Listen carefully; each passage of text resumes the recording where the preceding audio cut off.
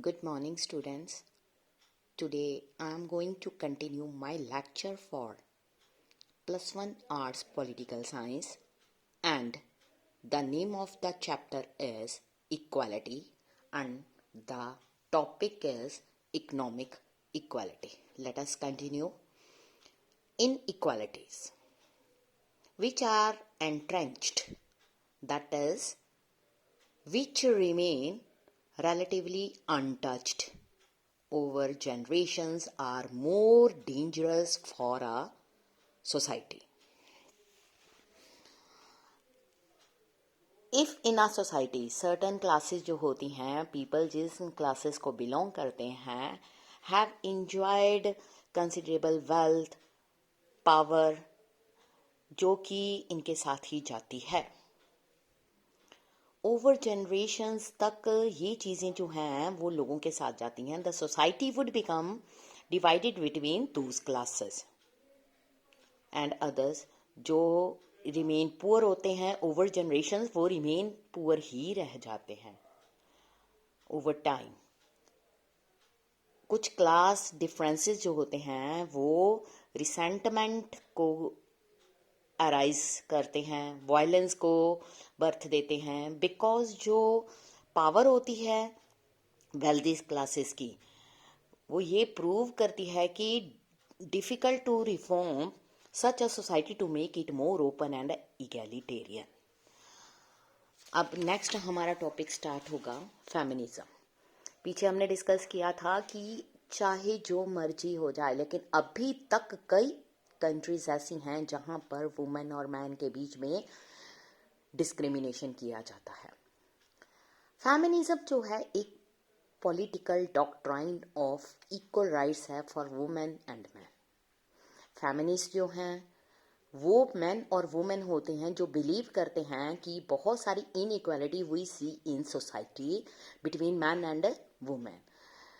जो ये इनइक्वालिटीज है are neither natural nor necessary and can be altered so that जो women और men हैं can lead free and equal lives.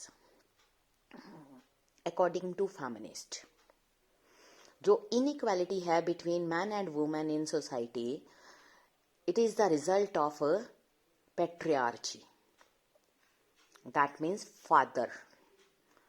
The term refers to a social, economic and cultural system जिसकी values जो हैं man की more होती हैं then women and gives man power over women.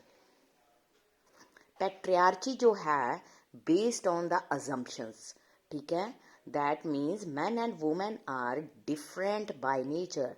और जो ये डिफरेंस होता है जस्टिफाइड करता है अनइक्वल पोजीशन जो होती हैं सोसाइटी में. फेमिनिस्ट जो होते हैं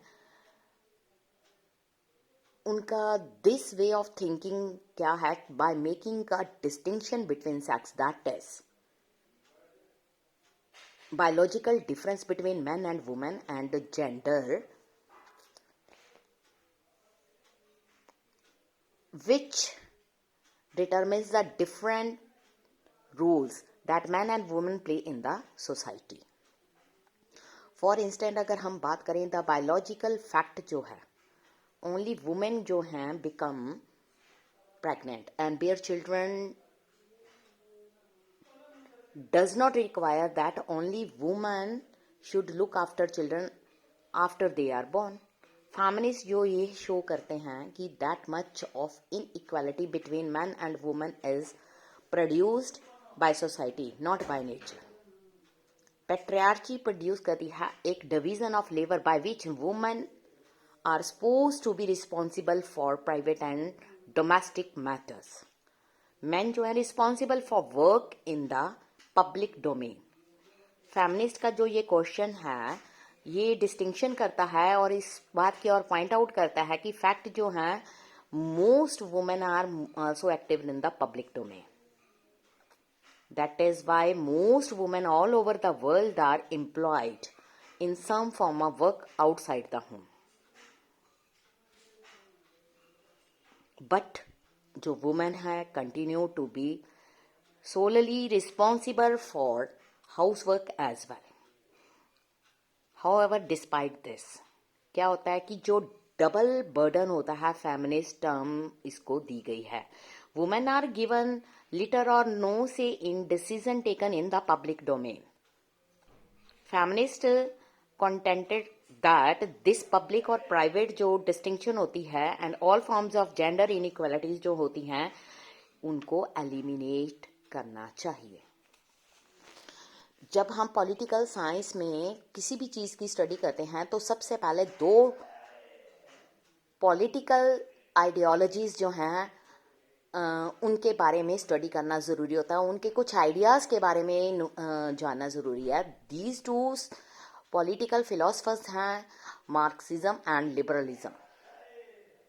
मार्क्स जो था इम्पोर्टेंट 19th सेंचुरी में एक थिंकर था जो ये आर्ग्यू कर रहा था कि root cause of entrenched inequality was private ownership of important economic resources such as oil, land, forest as well as the form of property.